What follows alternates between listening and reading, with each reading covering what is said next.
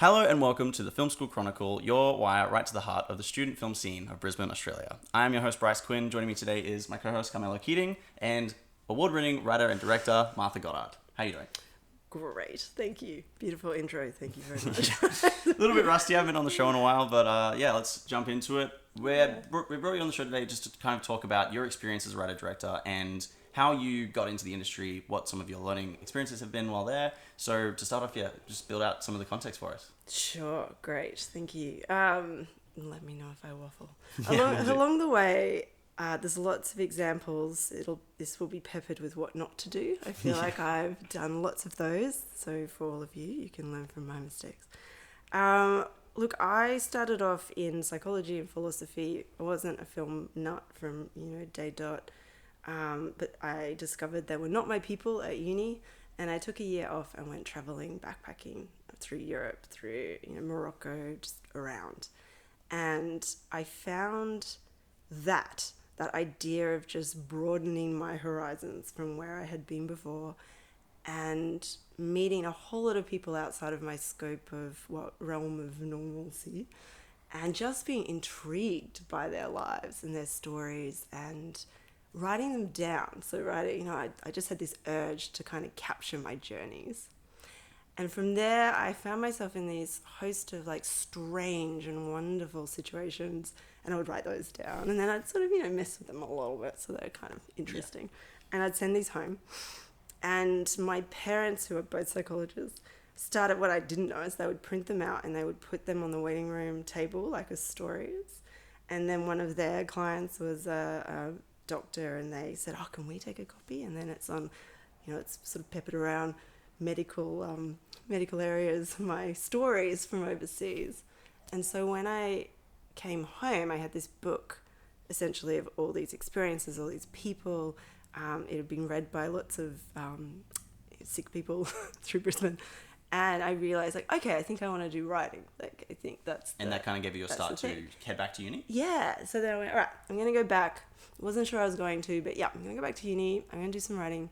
And I applied for the writing course at QUT. That was the one at the time. But I also applied for Griffith Film School. I was like, I've never done film. I don't know anything about film. But it's interesting. That intrigues me. And there's a bit of writing, a bit of photography. I'd also taken lots of photos and was interested in photography. So I got into the film school first and went, I'm just going to try that. And I thought I would be a cinematographer. So I went in, I did photography, and I was shooting people's films, and found my impulse was to translate for the directors to the actors. I would find the actors were often sort of left standing there, and I would sort of, that was a great take. Why don't you try this next time? And totally overstepping my role as a cinematographer, annoying all of my fellow directors.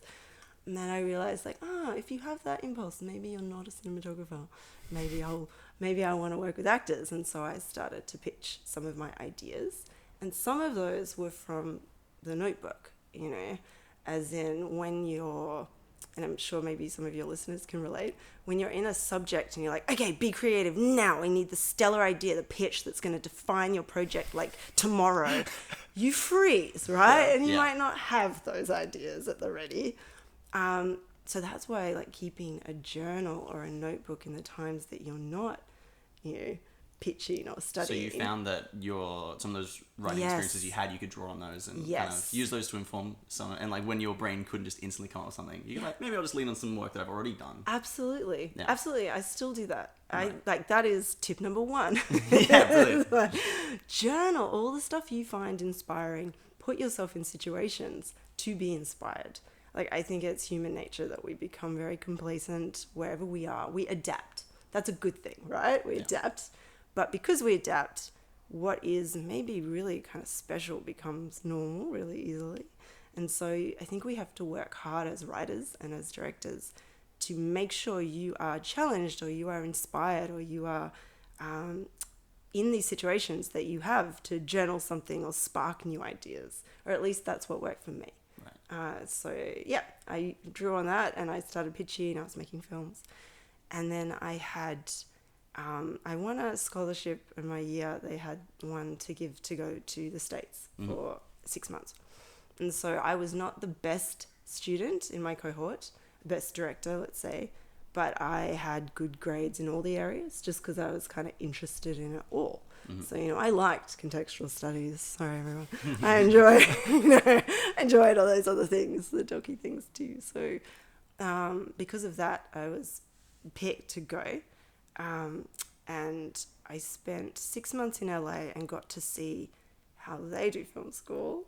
So you told me back when we did Script 2 as well that not only did you go there to the States, you also worked on Saw during the time there, right? I did. So the first Saw movie, yeah. That was my first real film set, right? And you were a runner? Yes. Yes. So, yeah. So what they do in America, they do internships. And you have to intern somewhere as one of your subjects. Right. And so Disney is popular. All of the kids had the cool internships lined up. And because I was the, overseas student and didn't know anyone, in came these two producers and they're like, we got this like $1 million indie horror with these Aussie guys. Like, anyone want to come and work on this one? And they point to there's an Aussie there. Take her. Genuinely. Everyone else like recoiled and went like, no, I don't make eye contact. And they're like, she's Australian though. And I was like, yeah, sure, I'll do it. That was Saw. Yeah. That was no one knew. So I was in the camera department. I was, taking lens. They were really understaffed. Like it was $1 million. Right. And so my advice to anyone doing attachments is, go for the low budget productions. On the high end productions, you will be the runner, sent off to get, whatever it is, someone's like lunch. Bring coffees and stuff. Yeah, you will be the coffee runner. And there's a beauty to that too. I'm not anti that.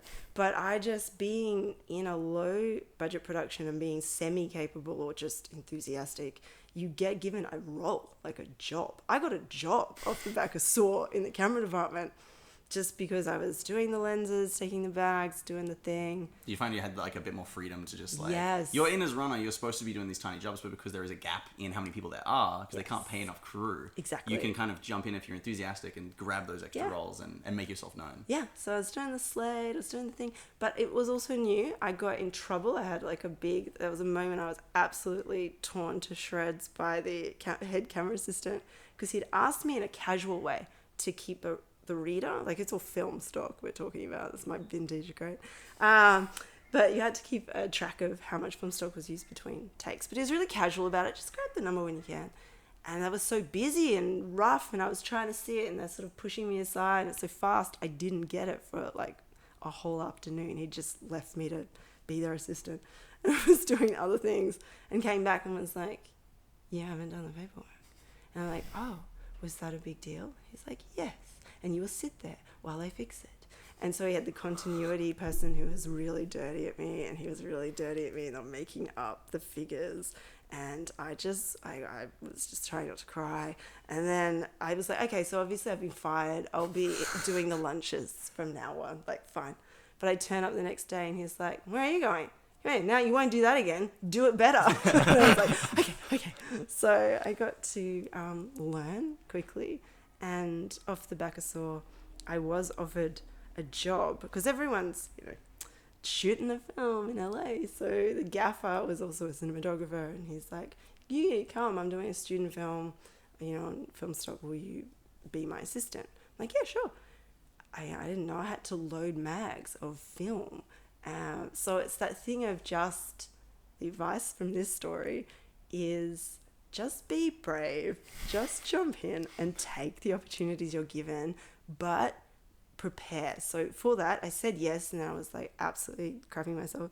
So I went to the camera house and said, can I watch you build the camera? Can I learn exactly how it works?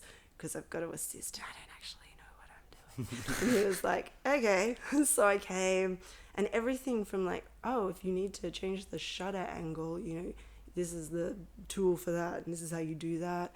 And I needed that information on set. Someone was like, we need to change the shutter angle now. And I'm like, I know how to do that. Otherwise, that would have been really embarrassing. Right. And so you were on these sets in America and the States and everything. Yeah. Did you find any of that was like applicable when you came back and to finish your kind of film school journey? Oh, yeah, absolutely. Absolutely. So, I was doing that, sort of working over there. I came back, finished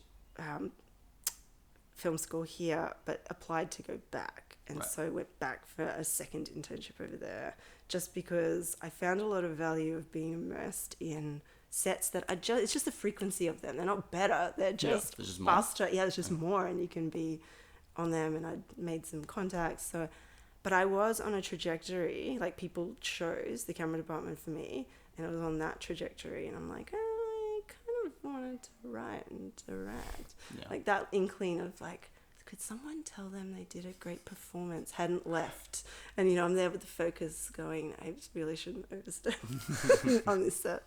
So I saw a competition that offered, like it was Queensland-based script competition that offered $3,000, some film stock, some equipment, just a reason to make a film.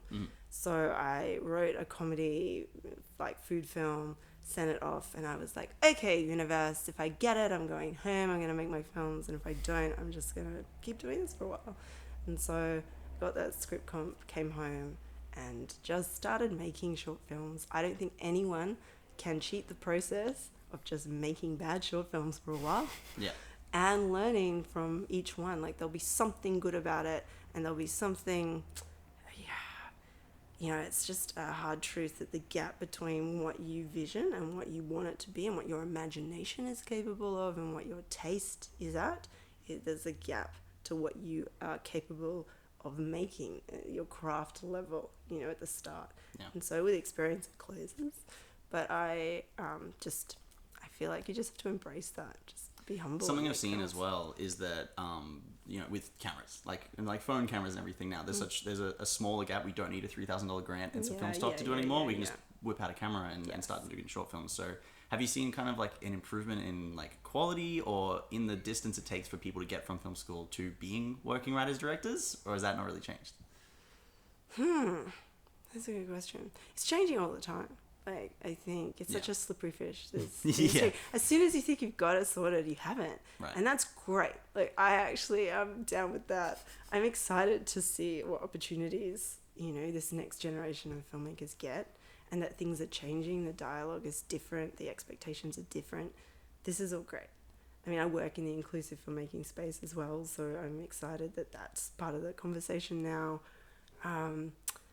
I don't know. I don't have anything to comment yet on that. I was curious if you'd seen anything, but we'll go back to like building your context and everything. Sure. Sorry. Yes. No, it's okay. So you're making bad short films by your own words. With, you know, your $3,000 grant. How did you get from there to actually making good short films, or making anything that was good, or getting into a writer's room? Look, it is okay. There are leaps that you have to make, and luck is a big part of it. I'm sorry, or maybe it's not luck. Maybe it's momentum. Maintaining that momentum, which while you're young and you don't have added responsibilities, is like easier to do and really important. So I would say find your tribe of people, and that's what film school is really great for, that you can work with, that you have a shorthand with. Get out there and make a couple of films. As long as they're getting better each time, or they're slightly more ambitious, you're okay. That's your barometer.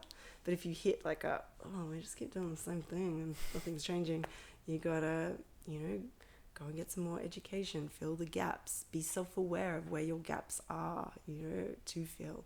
So for instance, I naturally enjoy working with actors, and that's maybe the strength, but I watched some people who, when that wasn't their strength, they went to acting classes, and that was the best thing they could have done.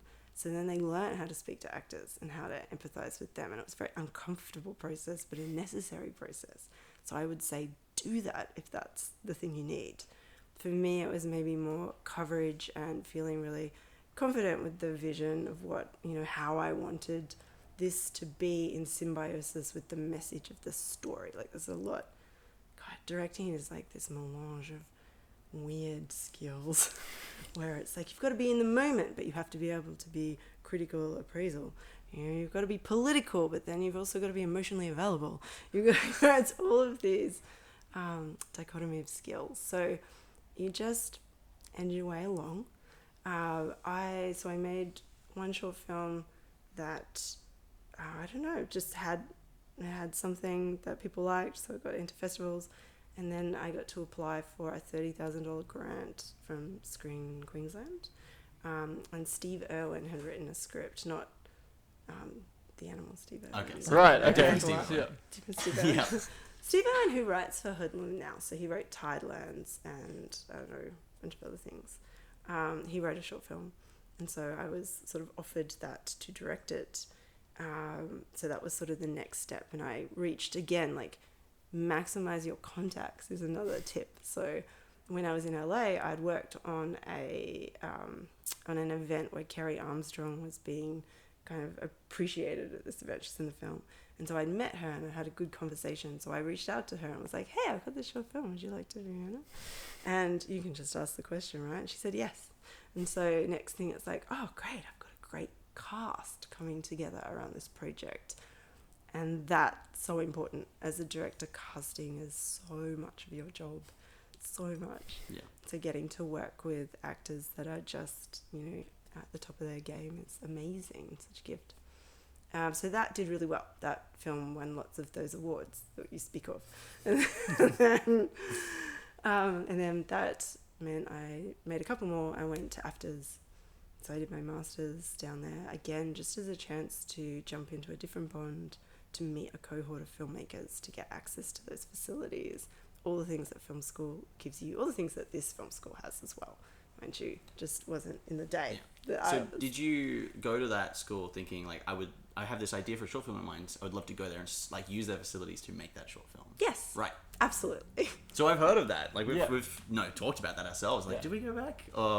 So you actually went and did that? Yeah, I remember having a meeting with Catherine Miller, and I was like, do I come down, don't I? She watched my film. She's like, well, you don't need film school, but let's do the maths. Like, it's this much, it's like $15,000, and you probably spend this much, and you get this much towards your film, and then, you could go out in the world and just self-fund that, or apply for these things, or you could just come here and also get the bonus of all the amazing, like me and all the other amazing lecturers. And you're like, oh yeah. And it's such a cat flap of industry, at the time. It was a really wonderful immersion. It was hard, but it was a real immersion, and I really enjoyed that. And I met a lot of the collaborators I then went on to work with. I just applied for lots of initiatives, so which is what I think you should all be doing. Like, your cohort, you're about to graduate, or a lot of you are about to graduate. You need to keep your eye on what's Screen Queensland offering, what are the guilds offering. Join now while you're still a student, just a couple of weeks left, you'll get a year of, like, guild membership. And they have lots of initiatives, and Screenworks, a lot of these kind of programs I was part of where, I don't know, they might nurture a project, they put you in front of people to pitch a project, you hone those skills, you meet people, like, go to film festivals. Now that COVID's kind of, people have relaxed a little bit and festivals are live again, I think it's really important to travel with your film, especially the good festivals, because you meet people that will give you the time of day, that want to help you with advice, or, put your film in front of people, hear your pitch, that sort of thing. So Brisbane International Film Festival is coming up very It soon. is. So would you say just, like, go there, watch a film, and see if you can track down the director or the writer or something? Absolutely. They have a lot of Q&As. Yeah. The writers and directors and people will be there at the opening night and closing night. The short films, that you should all be going to the short film. There's 4 different short film programs. I have a film in the short film program. Really? I do. Fantastic. We'll have to go and watch. That's right. That was for my bus stop film short from last Wonderful. year. Yes. And what was that one called? It is We'll Always Have Dance. We'll always have dance. Yep. Well, look at that. We got a little bit of promotion. Go check that out. Thank you. I Fantastic. know, right? Yeah. But that's what I mean. Like, the filmmakers will be there, and that's the Brisbane program. So likely all the filmmakers are going to be there. Yeah. So you will get to meet them. And just quickly again, so you said the guild. So there's that the Directors Guild Yes. and the So- Writers Guild? Yes, if you're a director, join the Directors Guild. If you're a writer, join the Writers Guild. If you're both, join both if you can afford it. And they have Facebook pages and they have Instagram pages. yeah. They've got the full They online do thing, mail like a website. outs. They're constantly getting really great people to give talks or workshops. They're usually competitive, so it's competitive entry. So you do have to hone your application writing skills. Right. But don't assume that just because you don't have as many credits as the next person, that it's not for you. They look at wanting to give. There's a place for new voices and wanting to give new people who don't have the credits an opportunity, and the people that are on their way an opportunity. So they do, there's a place for you. So hone your application writing and apply. apply, throw the net wide. Go for international ones too. Like if Binger Lab came back, that's an awesome lab for, writer-directors in Amsterdam. There's Berlinale. You should all be applying for Berlinale Talent Camp. Mm-hmm. Have you heard of it? No. So it's attached to the Berlin Film Festival, and they have this whole wing of international talent camp where it's like 2 weeks where you are just the best of the best in the world. Come and you get workshops and stuff, and it's competitive entry. But compete with your films you've just made. Yeah. And then you can, we can try and go to those and try and get in. And if we fail at getting in, we can try and figure out, okay, why didn't we make the cut? And then we figure out that's the gap we're trying to bridge. And those are things we need to start doing and figuring out what the gap in our skill set is, and then making something new, applying again, right? And being open to feedback. Like I would ask people on every job, initially when I was in the camera department, I'd ask the DOP, what can I do better at the end of it? And then, or actors, if they're more experienced than me, like what was helpful, what wasn't, and try to get feedback. Be humble about your learning, keep your self-expectations in check, because no one film is going to make you. There is no such thing, I don't believe. I think it's just hard work and, yes, the stream of, we'll call it luck or momentum. Honing your relationships is so important. I think the process of the film is so important, not burning bridges, being respectful of your colleagues, casting, but not churn and burning through everyone, like picking who you want to have an audition with and really giving them the time of day, because these are your colleagues and your reputation's really important. Right. Some great advice. Melo, I've been talking way too long. What do you got? Me? Oh, right, yeah. Well, I actually wanted to ask about your freelance directing writing work, and basically just what that entails. So that's what you're working on at the moment. Yes, it is. Yeah. Okay, so I also work with Bus Stop Films, and so that's an organisation dedicated to uplifting the profile of filmmakers with disability, both in front of and behind the camera. So we make a short film every year. So this one's at BIFF this year. We've just shot another one, which was, it was one of those experiences where, it's one of those experiences where we all got goosebumps. We had a moment on set where it was like, I really felt that. And, it really fills up the creative tank when you get those moments, because it can be a real slog. It can be hard. You can have a whole film where you don't have that moment, right? Yeah. So it's nice when you do. Doesn't mean the film's going to happen. Just means the process. Yeah, sure. I also work, so I did a lot of work for Beyond Entertainment for a while.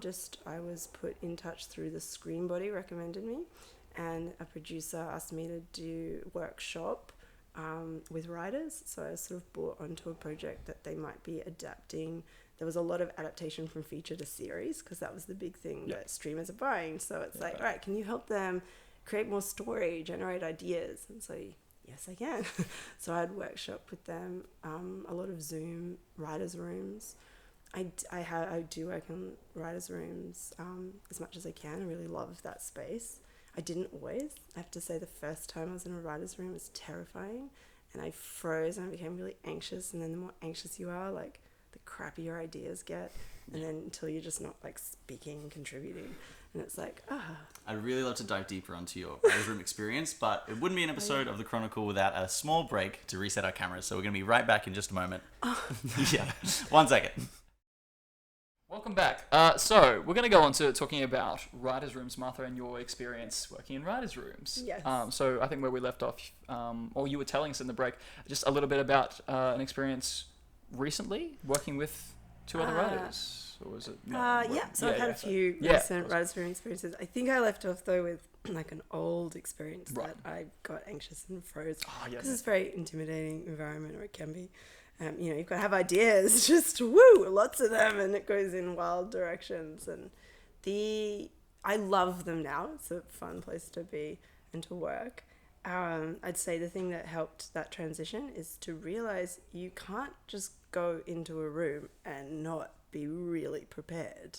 Like, even though you don't know where it's going to go, you need to have sat, beforehand and made lots of notes and ideas and concepts that you could, lean on or just be really familiar with the material to go in. And then I felt sort of confident and equipped and could contribute. And then the more you do them, the more kind of you get your rhythm. And so I really enjoyed Writers' Rooms now. Yeah. Very nice.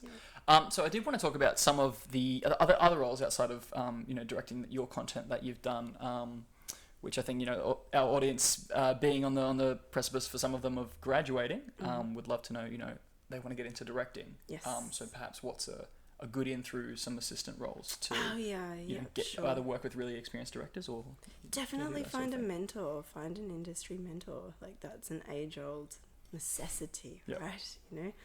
Yeah. So find someone whose work you admire, who's accessible to you or you can contact. I did this when I was at film school, so AFTRS encourage you to reach out to a mentor. And so Jocelyn Morehouse was on the top of my list because I loved her feature Proof, her first feature out of film school that went to Cannes and just was a really tight three-hander. So I wanted to talk to her about that. So I reached out to her. She liked my script and my concept, so we got to sit down. And for the year, I would check in with her and talk about my script development. And she's married to PJ Hogan, so also a filmmaker. And so he would often join in. And I just was so inspired by these two story powerhouses, and learning to just throw story ideas and structure around for fun. And so the timing was just that as I graduated, Jocelyn was starting on The Dressmaker. And so she said, do you want to be my director's attachment? Do you want to come and work as my assistant? And I was like, yes, I do. Jocelyn Morehouse. So they have, and this is something you all need to know, they have support for that. So all the funding bodies want filmmakers, writer, directors to do attachments, because it helps producers feel safer. Like if you've been in that sort of company, that ilk, and you're learning through osmosis by some of the best, that's a way to learn. So I applied for some funding to do the attachment. So it's not at cost to production, it's sort of offset as a talent strand. And then I got to work with Jocelyn. And so that was such a great experience because we had this pre-existing relationship as well. And so she trusted me with, a few behind second unit elements. I got to do some second unit on the opening sequence. Even things like, and this might be a good tip, so when we were looking for locations, I went on some of the location scouts with them. And every location we came to, PJ and I had this game where we would take shots of the best angles to make this location amazing. And then we would compare who got the best angles and best shots, sort of competitive visualists. But it was fun and it helps you just get your eye in. And I would recommend people do that, especially when it comes to coverage and you're practicing your approach to coverage, what are the angles you need in this space, quick find them, and how do you make any space look filmic, where would it be from? And so that was lots of fun. And he was constantly pushing his own boundaries, so I found that really fun to engage with. And Jocelyn's just wonderful with performances and actors and story, so it was really wonderful to learn from her. Very nice. And correct me if I'm wrong, but you're from rural Queensland originally? I was born out that way. Yeah. I did spend some time on a farm, on property, yep. Yeah, no, I myself am from Chinchilla, as the viewers are very well aware of. I was curious about that, and perhaps what it was like getting to go out in rural Victoria.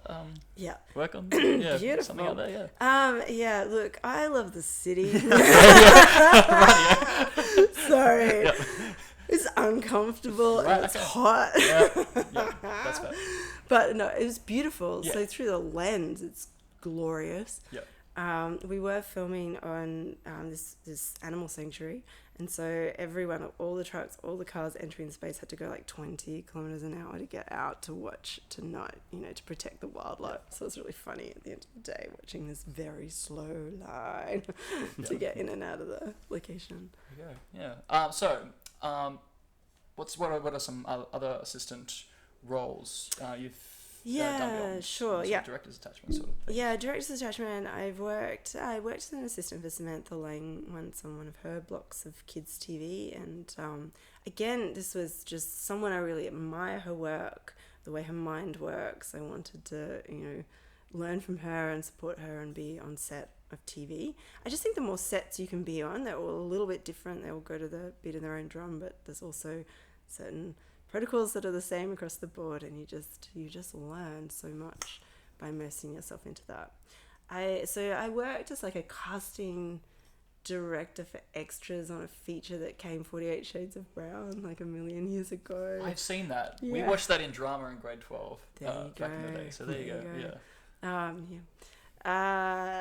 It's just weird roles. I'm trying to think what else. I'd do anything for a while on a film. Like it was just to be in that environment, to learn a bit of first AD work. Yeah. Just quickly, were you getting paid for this work? Were you going around? Some of it, not all of it. Okay. Right. So you are like jumping at any opportunity you can get, and whether it's paid or unpaid, just like getting into those spaces, working with people that you know and respect and look up to, and trying to learn from them by osmosis. Yes, I did. I did see it as part of, in film, time is a currency.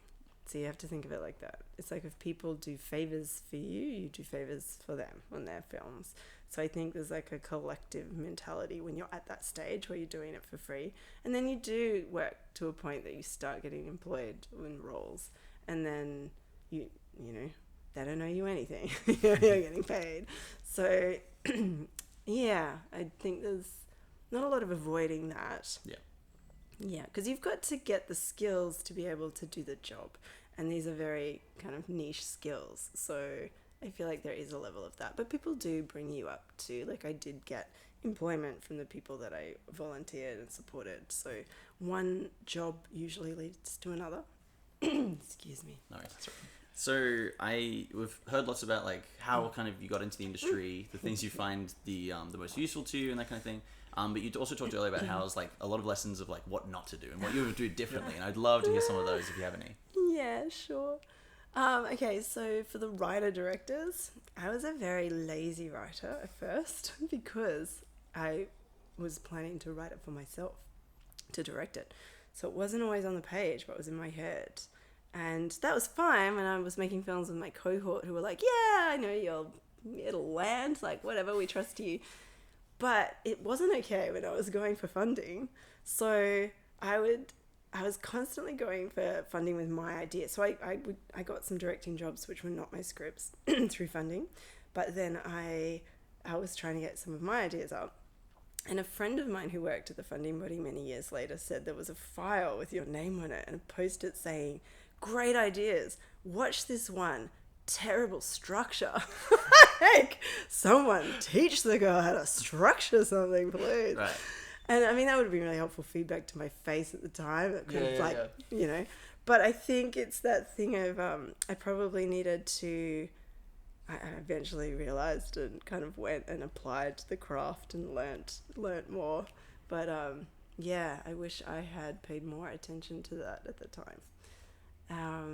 I don't think there's any shortcut to, if you want to write, you have to write and you have to read screenplays and you have to juggle that need for structure and that drive for authenticity and character, and that structure comes out of character, and there's so many layers to screenwriting that you just have to, same way with directing, you just have to write, complete the screenplay, put it aside, go on to the next one and watch that they're getting better. Like, just make sure you're escalating your Something skills. you talked a lot about in script too. Just completely lost it. It just vanished. No? I had it. You were talking about it all the time in script too. It's Keep gone. writing. Keep You've got to writing all write the and time. read and... It just completely. Yeah, I had a that's thought right. there. Well, and it just vanished. As someone who hasn't done script 2, but just missed out on the electives there. Yeah. But always thought it's interesting. You've spoken very highly of it. Oh, it was brilliant. yeah. I loved every second of it. Wonderful. It's so So much what is that? You have to live and breathe it. Yes, You have yes, to, the best yes, screenwriters. yes. I'm so sorry. Yes. The best screenwriters Yes. just live and breathe writing. You were talking about writing podcasts. You were talking about reading screenplays in your free time, watching Yes. short films from independent Yes. storytellers, and just literally just immersing yourself the same way that a camera technician or a DOP knows every single camera. You need to know every single script, every single short story. Devour scripts and story, you know, be voracious in what you read. Read books, read novels, listen to podcasts, read screenplays, write short stories, write just little things you hear in an elevator, a little, you know, go to a coffee shop and practice. I loved going to coffee shops and just spying on people and writing like a story about their life, and I don't know, it's just that's just fun. So if that's fun to you, you're probably a writer. Like, you need to, like, Sorry, Mello. No, that's right. Found my thought. Back to you. That's good. I did want to ask, you know, you've got this wealth of knowledge. So what is it like then coming in and, you know, giving all this advice and running the Script 2 course? I love it. It's so much fun. I love this industry. I love the power of cinema and story, and I really do believe it. You know, what we do is important. It shapes culture. It changes minds. It sparks conversations. It's so pivotal that this generation of filmmakers, you know, sort of take that baton and are rigorous with their craft. And I just admire my fellow creatives on this path. So I really enjoy. I get a lot out of it as well. You know, it kind of goes both ways. But it's great if people enjoy what I have to say and what the curriculum is. That's wonderful. We just lost the Very camera. nice. Oh, bugger. That's all right. We do still have one camera. Okay, we'll just keep going with one camera then. That's all right. Bugger. The camera said no. We're all like shiny and sweaty. It's unfortunately It's really hard. All right, we'll It's all keep good. Yeah. Okay, Script 2. No, it's fun. I get to straddle both film school and the industry. So I am still making stuff and in writers' rooms or developing projects. It's something I did recently that I wanted to share. I would recommend to writers to build a cohort of like a writers group. So less than 6. So not necessarily like a film school cohort in terms of like 100 people. No, like 6 people. pick your favorite. Like, Yeah. yeah. Pick your favorites. People that you kind of that you admire their taste, maybe. They didn't even have to be the best yet. Like, you're all on the journey of writing. People can give good advice and not be able to still do the craft, right? Yeah. So that's okay. That's normal. So find people who are generous with their feedback and advice, and be generous with your feedback and advice, and come together and just go in it for the long game. Like, spend once a week, meet, and that's why it's good to keep the numbers low. It's like 4 or 5 of you. It means in a month you can each have a focus. You know, you can go through 1 or 2 projects that you focus on and give feedback on, and read out loud, and really get into the nitty gritty and support each other, so that you're accountable. Hold each other accountable, because it's so easy when you're writing to just be writing in a vacuum with no deadline, and to lose the momentum and the will, you know, when it gets hard, and it will get hard. So if you're in a cohort and they're like, hey, what's happening with that project? I really liked that idea, you know, and presenting a bunch of ideas and bouncing it off your cohort. Like, if no one lights up when the one that you love the most, they're all like, yeah, you know, there's your feedback. Yeah. Take that. That's advice. Pick a different one. Yeah. So I'd say that's really important. And I had a really positive experience recently where, like, I'm a little bit more time poor these days. I have a 5-year-old. You know, I have a lot of things on. I'm juggling these 2 worlds, so that's fine. That's great. But when kind of jumping into writers' rooms that aren't a paid gig, or like my own stuff, that kind of gets put on the back burner a bit. But I have these 2 friends who are writers and developers of, you know, different companies, come and they're like, we really like this concept that you've mentioned. We want to write on it too. What if we do a 2-day writers' room, and, you know, we'll find dates, mum-friendly dates. They're both mums as well. And they're like, we all have like maybe an hour at night between when the kids are asleep and when your brain stops working that you could write. And why don't we do this thing where we co-write the pilot? And so you do 5 pages a night. You can do 5 pages in an hour. You can do 5 pages a night. And so you only have to write every 3rd night. And so then it's immediate. Like, you write your 5 pages, you send it to the other 2, we read it, we get excited, we take the baton, we do the next 5 pages. You read it, next 5 pages. And that momentum, like, you've written a pilot in a week, and it's not terrible. Like, I was like, I don't know, I haven't done it this way, but okay. Yeah. Yeah. And it wasn't an idea I was particularly like super attached to, so I was okay for the experiment, and I liked these two writers. So I was like, let's try it. And it was so much fun. I wasn't prepared for like how much fun I was going to have doing that. And it felt low risk. And anyway, we wrote the pilot. We kind of all liked it, so we passed it on. It's with a producer. I don't know, who knows? But it was really fun. I would do that again. Yeah. Yeah, big recommend for. Was it over like a Zoom call or something, or like in the same place? No, they came to my place and we did it in person, the writer's room initially. And we've all been in writer's rooms before, so that kind of helps. So you can cut to the things you want to do. So we only needed 2 kind of half-day sessions. Yeah. But off the back of that then, like doing those 5 pages, any of you could do that. Yep. Like Yeah. and then it's fun. And it's also, it takes the ego out of it. It's not about your pages. You're servicing the whole pilot. And you need the voice of the characters to kind of be the same, so you kind of slip into give them the baton in a way. Like, yeah. So it was different. It's a different process. It's good. Cool. Recommend it. Well, I've got a finishing thing. If You got a if we finishing. wanna I've wrap also it up. got a finishing. All thing. right. What's yours? What is my finishing? I actually thing didn't have a is- finishing thing. I was going to say, hey Martha, any final word that you've got? Do that segment first. Actually, I'd like to do that segment. Sure. First. Yeah. Okay. Any like parting wisdom or parting advice that you want to finish off, or head towards the finish of the show with? Okay. Gosh, I feel like it's really just keep filling up your tank. You know, be in it for the long game. Collaborate with the people around you. Keep making stuff. Grab those opportunities. Take those risks. Especially, I mean, you've just finished film school, but especially that initial time out of film school, while you do have time as your currency and you have momentum on your back, get in and take a risk with what it is you want to say and what your voice is and how you want to make this thing, because people are curious for a window of time. Short window. Very nice. No, It's like, it's kind of generous. I like that. I did want to. I pulled a quote from your website that I wanted to end on, which is describing your films, and I think it's really nice. I think it's a really good one.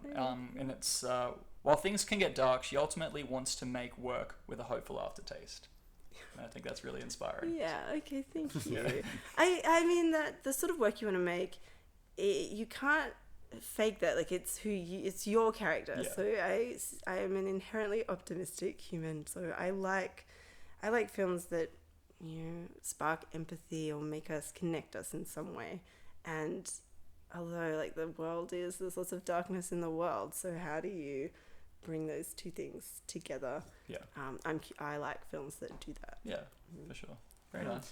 Well, thank you so much for your time today, My Martha. pleasure. Thanks for inviting me. And thank you for being our final interview guest for Woohoo. this entire run of shows. This is our penultimate episode of this run of the Film School Chronicle. It might continue on, depending on our first year friends, Kat and Dargo. We'll see. We'll see what they do. We'll see. We shall see. Time I'm will tell. excited to see what the future holds, But Bryce. for now, thank you so much, Martha. Pleasure. It's been an absolute pleasure. And thank you, Mello. Thank you, Bryce. And Thank you, until next time, this has been the Film School Chronicle.